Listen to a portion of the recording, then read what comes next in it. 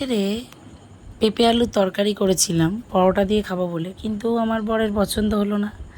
বললো এটা ভালো হয়নি, এটা তোজো খাবে ঝাল ছাড়া। এই বাবা ঝাল নেই, মশলা নেই, কিছু নেই। তা আমি কি করলাম, এই কটা পনির ছিল, তোজোকে ভেজে দেওয়ার পর এই কটা পনির ছিল, তো ভাবলাম এই পনির দিয়ে পনিরের তরকারি করে দিই। তো পনিরগুলোকে আগে ভেজে নিলাম, তারপরে আলুটাকে আমি আলুগুলোকেও ডুমো ডুমো করে কেটে নিয়েছিলাম। দুটো আলু কেটে নিয়ে আলুগুলোকেও ভেজে নিলাম তেজপাতা শুকনো লঙ্কা ফোড়ন দিয়ে। তো আলুগুলো যখন ভাজা হয়ে গেল, একটা মশলা দিলাম, ওর মধ্যে ছিল আদা লঙ্কা গুঁড়ো, জিরে গুঁড়ো, ধনে গুঁড়ো, নুন, আর ছিল কুচি টমেটো, হাফ টমেটো। তো দিয়ে দিলাম, দিয়ে ভালোভাবে কষিয়ে নিলাম। তো আজকে না আমার কাছে গরম মশলাটা একদমই ছিল না, না আমি দোকান থেকে গিয়ে কিনে আনতে পারিনি। দোকান যদিও কাছে, তো গোটা গরম মশলা থাকলেও সেটাও দিতে ভুলে গেছি, আর গুঁড়ো গরম মশলা তো ছিলই না।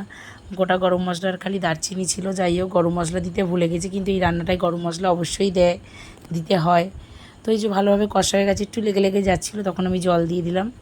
জল দিয়ে বেশ কিছুক্ষণ নাড়াচাড়া করে চাপা দিয়ে দিয়েছিলাম, যাতে আলুটা তাড়াতাড়ি সেদ্ধ হয়ে যায়।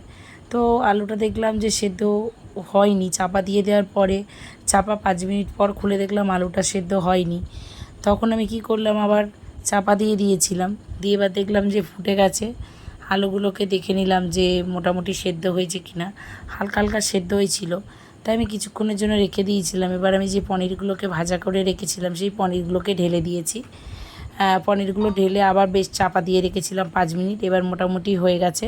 এবার আমি একটু জলটা শুকাতে মানে শুকনো শুকনো করবো, তার জন্য একটু ফুটিয়ে নিয়েছিলাম। তো ভালোভাবে ফুটিয়ে মোটামুটি মোটামুটি মাখা মাখা হয়েছিল।